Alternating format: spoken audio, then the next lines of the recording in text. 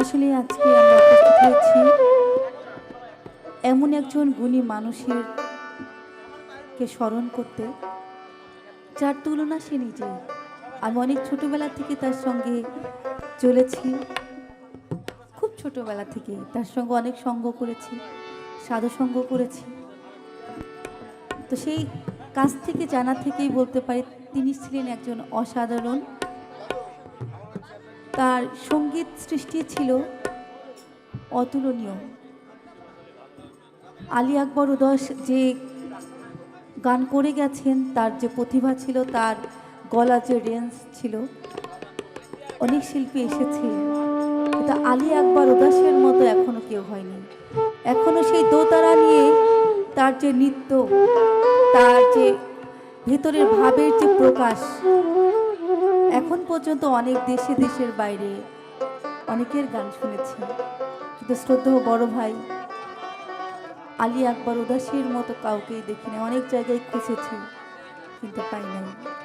তো তার রজা মোবারকে ভক্তি রেখে, আপনাদের সকলের চরণে ভক্তি রেখে সাজির একটি বাণী পরিবেশন করছি। আসলে ভক্ত এবং গুরুর মধ্যে খুব ভালো একটা প্রেমের সম্পর্ক। যদি ভক্ত তার গুরুর পরীক্ষাতে উত্তীর্ণ হয়, তখন তাদের শিষ্যকে একটি সার্টিফিকেট দেয়। গুরু এবং শিষ্যের মধ্যে একটা মধুর সম্পর্কের সৃষ্টি হয়। তাই তো গুরু প্রতিনিয়তই শিষ্যকে পরীক্ষা করে যান। সেই পরীক্ষার কিছু উদাহরণ দিয়ে লালন শেঠজি একটি বাণী লিখেছেন। সেই গানটি পরিবেশন করার চেষ্টা করছে। ভুল ত্রুটি হলে ক্ষমা সুন্দর দৃষ্টিতে দেখবেন। আমার আরাধ্য মুর্শিদ ফকির আব্দুল রাজ্জাক সাহেব রাতুল চরণে ভক্তি রেখে, আপনাদের সকলের চরণে ভক্তি রেখে সাজির বাণী পরিবেশন করছি। জয় গুরু আলেক সাহেব।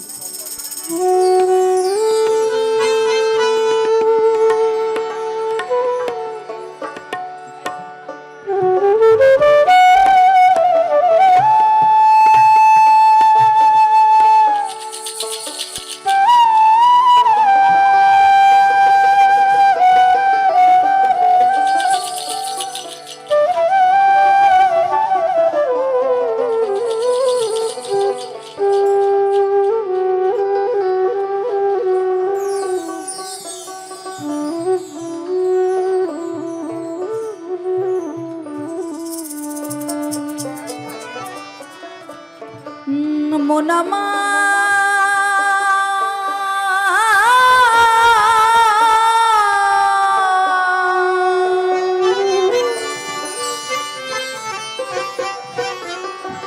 গেল রে জানা কারো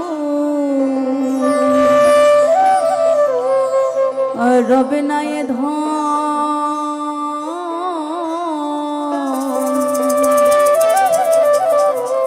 তোমার জীবন যৌবন তবে কেন মন করো এত বাসনা